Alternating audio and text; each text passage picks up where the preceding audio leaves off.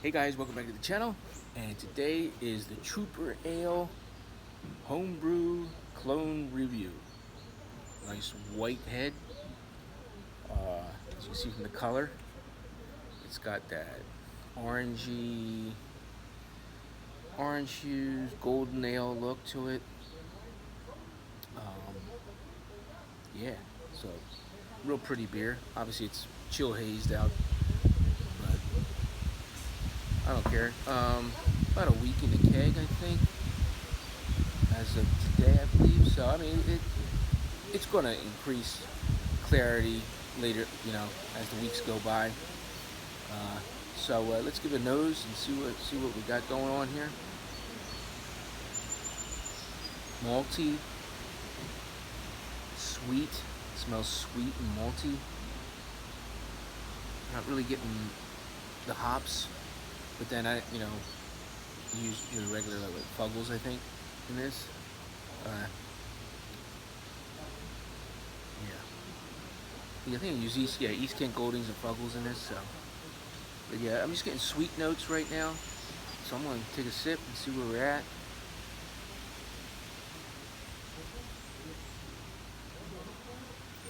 Same thing on the taste. It's sweet, it's malty.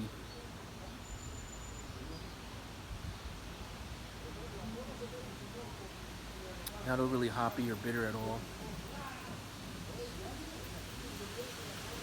To me, wind's picking up. Of course, I come to make a video, right? So hopefully the wind isn't blocking out my audio. But yeah, nice lacing going on there.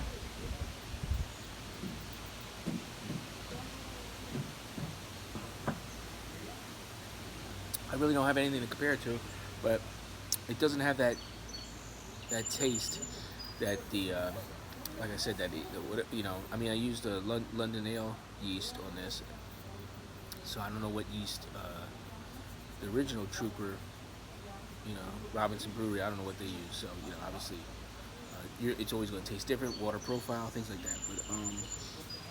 But from what I remember from the commercial one, this does taste taste different.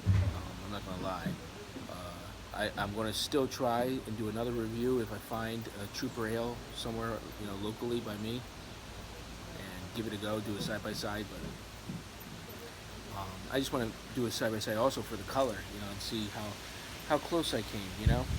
Um, but yeah, to me, it tastes like a regular, uh, a bitter, maybe an English bitter. It's not too brown, so it doesn't have any really red into it to say it was a brown ale. So definitely not that.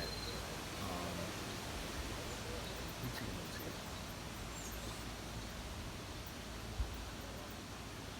let's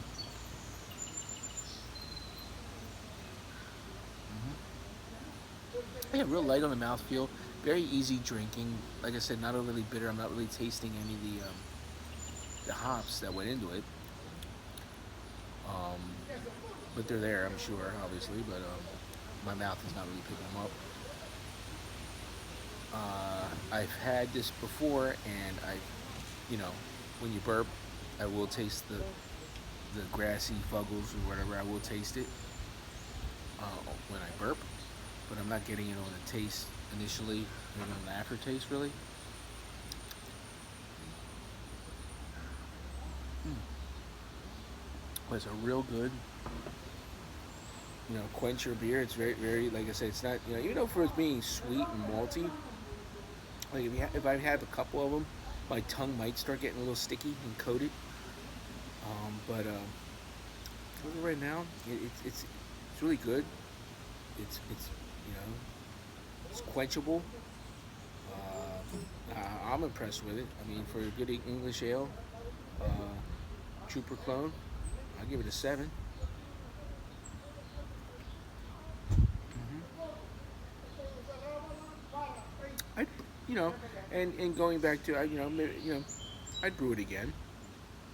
Um, so it's not like something where it's like so off to where it's like I'm not really enjoying it or whatever. But no, I'm really like it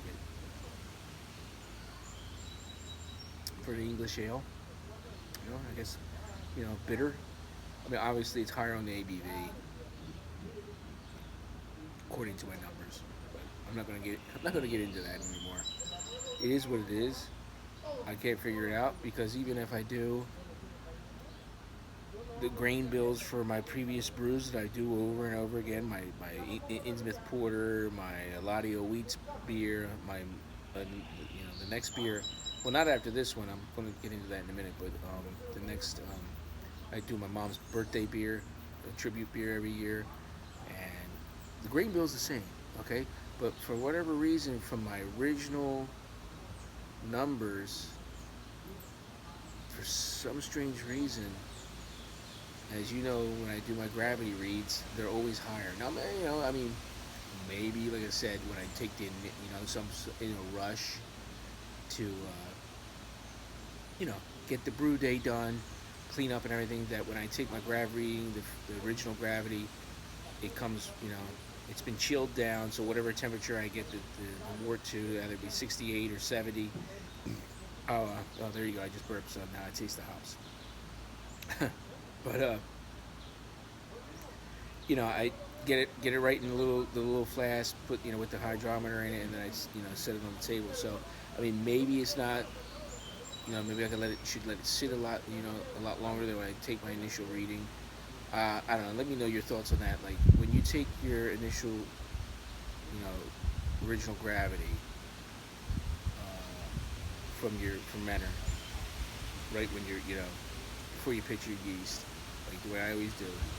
Let me know if you wait 5-10 minutes and then really check it, because I tend to check it right away, and then I want to get that thing dumped in, and I want to sprinkle the yeast and get it in the closet, So maybe that's where I'm lying, to where maybe I that's why the numbers are so high, 1090s all the time, because every brew I've been doing has been 1090, as you can see. This was 1090 something, I'm like, really? And if you punch these numbers into Brewer's Friend or something, camera shake because of the wind. If you punch these numbers into Brewer's Friend with the ingredients, the yeast and everything, it's only 5.5%. Because I only do 5-pound grains.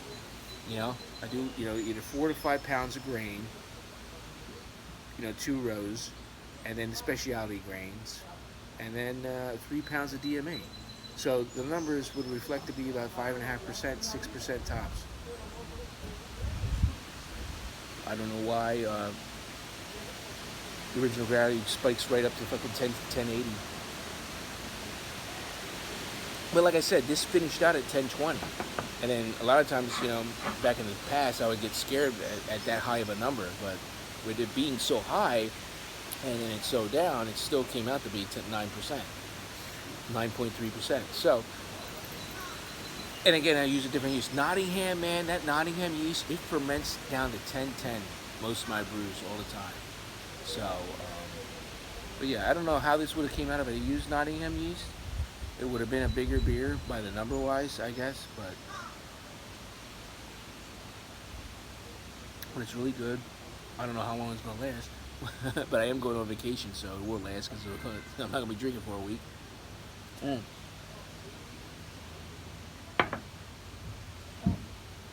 So, yeah, real good beer brew. Next on the list is, sorry, my son, he's walking over here, so I'm trying to see if he's going to come over and interrupt. All right, no, he's not. So, next brew, I have an actual clone for Sierra Nevada Torpedo. And Craig Tube, he did it. He had a kit that was sent to him with all the grains. So I have the list from his video of everything that was in that kit to make that clone. But I went on Sierra Nevada's website, and they actually have all their ingredients, which is it's so easy. It's just X amount of 2-row, 1 specialty grain, and then all these hops for this IPA, and that's it. I mean, so it's going to cost me a pretty penny to make because of all the hops. But I mean, it's just the grains, and of course I want to do my partial. So that, of course, the ingredients is for all grain. but I'm going to convert it to my stuff, which is going to be probably 5 or 6 pounds, 2 row, and then the dry malt extract, and then the hops. Now I'm not going to dry hop it because, like I said, I don't really like opening up my fermenter. I mean that's my preference. But so it's not going to be superly hopped as the original, but so I'm going to try to do. I'm trying to time this to do that brew next, and then get my mom's beer done for August. But we're already going into July, and trying to free up the one keg of this Trooper Ale by the time I got to put to get that brew done. I don't know. It's anyone's guess. So I mean, I could bottle. I still got my bottles, so that's not an issue. But do I want to go through all that work? But I don't want to be late for my mom's tribute beer. Her birthday's on August 27th, so I want to at least have a beer to toast to her on her birthday, her heavenly birthday. So yeah. We'll see what we see. Or I might just take off and just, not do anything, because depending on how fast this keg gets done. We'll see. Because remember, it's just the captain and Hugo here drinking the brew. So yeah.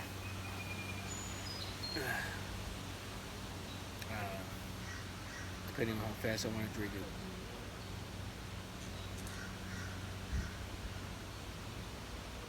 But I'm taking up a lot of your time today. Father's Day is tomorrow, so happy Father's Day, everybody. I may put something like a short or something out tomorrow, and then check back periodically next week to this space, to this same time, same channel, for some vacation views. Now the crows are coming, so yeah. So until we do it again, my friends, remember, let's set sail.